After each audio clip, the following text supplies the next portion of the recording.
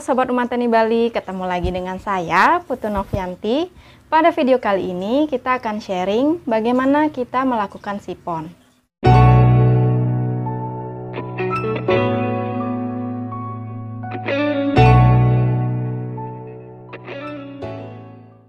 Tapi sebelum lanjut, jangan lupa diklik tulisan subscribe, nyalakan lonceng, dan aktifkan notifikasi di HP kalian agar kalian tidak ketinggalan update terbaru video kami seputar urban farming. Tentu kalian sudah tidak asing ya dengan istilah sipon. Jadi sipon ini adalah pengangkatan bagian dasar pada media pemeliharaan ikan. Tentu tujuannya adalah untuk mengangkat kotoran yang ada di dasar media tersebut. Nah, kenapa kotoran ini harus diangkat? Karena terdapat amoniak yang mendominasi kotoran. Sehingga jika dibiarkan begitu saja, maka bisa saja terjadi peningkatan amoniak. Belum lagi misalnya pH di dalam media tersebut tidak sesuai, didukung adanya amoniak walaupun dalam jumlah yang sedikit. Nah, ini bisa menyebabkan racun dan dapat merugikan ikan yang hidup di dalam media tersebut. Sehingga kita perlu melakukan pemeliharaan air. Nah, di dalam budik damer konvensional ini kan tidak ada pengolahan air sama sekali. Jadi kita harus melakukan perawatan air dengan cara melakukan sipon. Banyak sekali pertanyaan, Kak, kapan sih kita harus melakukan sipon? Sipon yang ideal itu berapa kali sih jika menggunakan ikan sekian dan diberikan pakan sekian? Nah, ada satu jawaban yang bisa mewakili semua pertanyaan, yaitu adalah kalian harus tahu kapan waktu yang tepat untuk melakukan sipon. Karena kan kalian sendiri yang tahu ya kondisi kalian. Dan juga untuk kebutuhan sipon pun kalian sendiri yang tahu. Nah, ini juga sudah pernah kami sharing di video sebelumnya. Kami sudah membahas detail tentang kapan waktu yang tepat untuk melakukan sipon. Nanti kalian bisa cek ya. Di awal-awal kita berbudik damer, kita selalu melakukan sipon 1 minggu sekali. Tetapi semakin ke sini kami semakin bisa menjaga ritme, sehingga sipon yang kami lakukan ini bisa lebih lama. Hal ini tentu bertujuan untuk menjaga keseimbangan antara nutrisi tanaman dan juga kesehatan ikan. Kami juga sudah pernah sharing tentang bagaimana cara agar bisa melakukan sipon 1 minggu sekali, dan juga bagaimana agar bisa melakukan sipon 2 minggu sekali. Kita sudah ulas tuntas sesuai dengan pengalaman kita. Di budik damer konvensional itu sebenarnya ada banyak cara untuk kita melakukan sipon, seperti misalnya menggunakan stop kran, terus ada yang menggunakan SLO, dan yang paling konvensional itu menggunakan selang seperti kami di sini. Nah, dari dulu hingga sekarang kami selalu menggunakan selang untuk melakukan sipon, teman-teman. Sebenarnya kami juga sudah pernah membuatkan video tentang bagaimana cara melakukan sipon. Mungkin kalian sudah pernah nonton ya. Itu merupakan video pertama di channel kami Putu Novianti ini. Nah, karena kami merasa di video tersebut masih ada yang kurang, jadi kami memutuskan untuk membuatkan video ini untuk melengkapi video sebelumnya. Sebelum melakukan sipon, sebenarnya ada hal-hal yang harus dipertimbangkan, seperti mempuasakan ikan, suhu yang cocok untuk melakukan sipon, terus seberapa banyak kita harus melakukan sipon, dan apa yang harus dilakukan ketika setelah melakukan sipon. Nah, hal-hal ini kita akan ulas satu persatu ya teman-teman. Yang pertama adalah seberapa penting sih kita melakukan puasa pada ikan sebelum kita melakukan sipon. Kita di sini terbiasa melakukan puasa terhadap ikan sebelum kita akan melakukan sipon. Jadi cara kita itu sangat mudah ya teman-teman. Misalnya kita akan melakukan sipon besok pagi. Nah, terakhir kita akan berikan makan itu adalah ketika malam hari. Lalu keesokan paginya kita lakukan sipon. Nah, melakukan sipon ketika pagi hari tentu ini sangat menguntungkan ya teman-teman.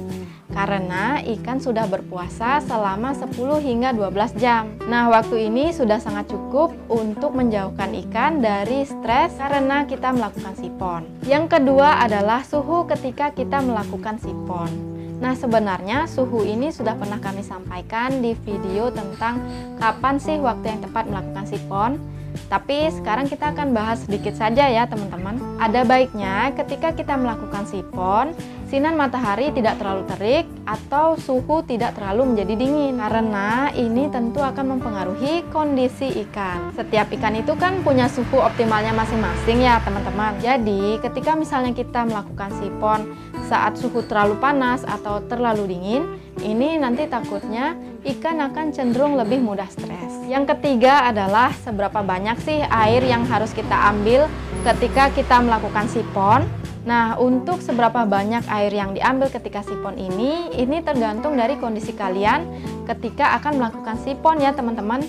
Dalam arti, apakah ini merupakan rutinitas atau ada kondisi darurat.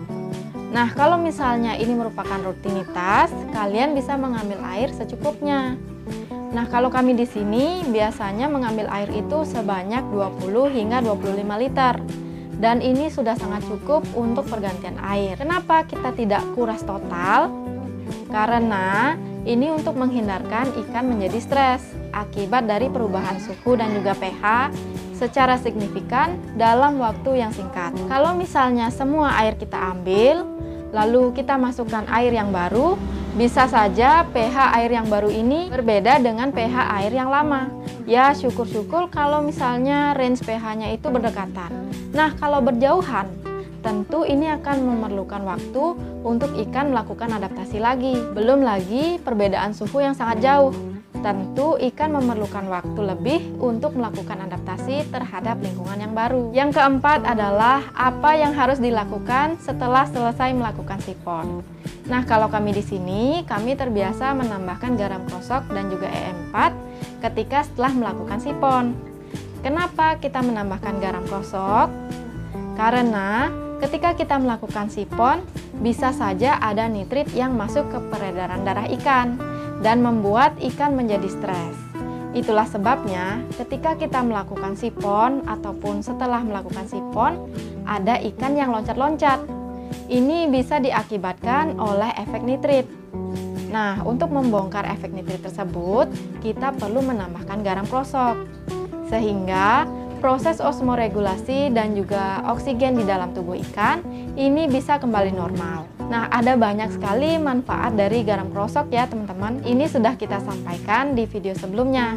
Jadi nanti kalian bisa tonton ya. Dan kenapa kita melakukan penambahan E4 setelah melakukan sipon? Nah, ketika kita melakukan sipon, kita itu kan mengeluarkan air yang ada di dalam sistem. Tentu itu dapat menurunkan konsentrasi bakteri yang berperan di dalam pengolahan air. Sehingga untuk menstabilkan sistem, kita harus menambahkan bakteri lagi. Tetapi penambahan bakteri ini terkontrol dan tidak berlebih ya teman-teman. Nah, untuk itu sekarang kita langsung saja praktek bagaimana kita melakukan sipon. Nah teman-teman, saya sudah ganti baju. Sekarang kita akan lanjut melakukan sipon. Nah, dari dulu hingga sekarang kami selalu menggunakan selang bening seperti ini untuk melakukan sipon, dan juga ditambahkan sepotong bambu di salah satu ujung selang. Nah, baik di bidik damer konvensional ataupun di bidik damer ras, ketika membersihkan filter, kami selalu menggunakan selang bening seperti ini. Tentu kalian sudah nonton ya yang di bidik damer ras. Nah, kami senang menggunakan selang bening seperti ini karena apapun yang terambil di dasar ember itu kita bisa tahu, entah itu kotoran ataupun ada ikan yang kurang beruntung dari ikan-ikan yang lainnya. Ya, kalian tahu sendiri ya teman-teman. Selain itu, jika kita menggunakan selang yang berwarna dan ukurannya lebih besar, ketika melakukan sipon bisa saja ada ikan yang terambil, apalagi ikan kita masih kecil-kecil. Jadi menurut kami, penggunaan selang bening seperti ini cukup efektif untuk kami gunakan di sini melakukan sipon. Nah, sekarang kita lanjut untuk melakukan sipon ya teman-teman. Ini karena selangnya sudah saya siapkan, jadi ikatkan dulu sepotong bambunya di salah satu ujung. Dan ini selangnya kita isi penuh dengan air. Nah, sebelum selang dimasukkan untuk melakukan sipon, jadi kita tutup dulu kedua ujung selang. Nah, ujung selang yang sudah kita isi dengan bambu, ini kita lepaskan perlahan, lalu kita masukkan ke dalam ember. Tapi tangan kita tidak usah masuk ke air ya teman-teman, karena ini sudah ada bambu yang bisa kita gunakan untuk mendorong selang. Nah, jadi seperti ini. Seperti ini, kalau sudah seperti ini, dan ujung selang satunya kita lepaskan dan kita bawa ke ember untuk ditampung, jadi nanti bisa dimanfaatkan kembali.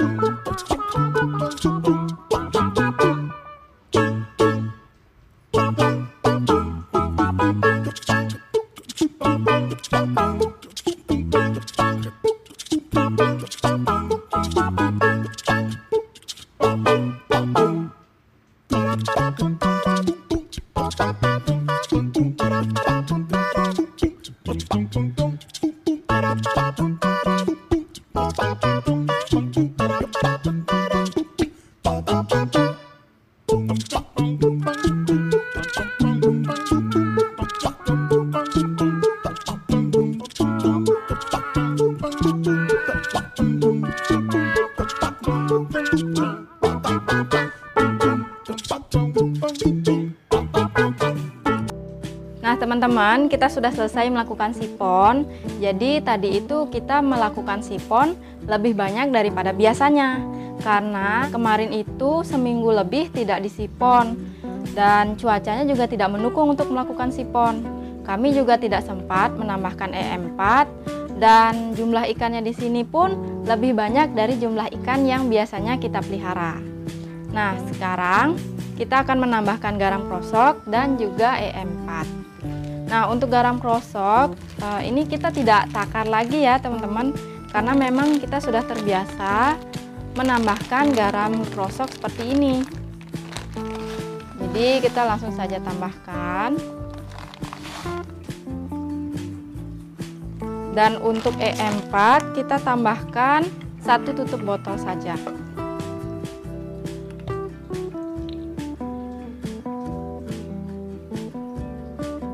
Udah mau habis nih. Oh iya, dapat nih.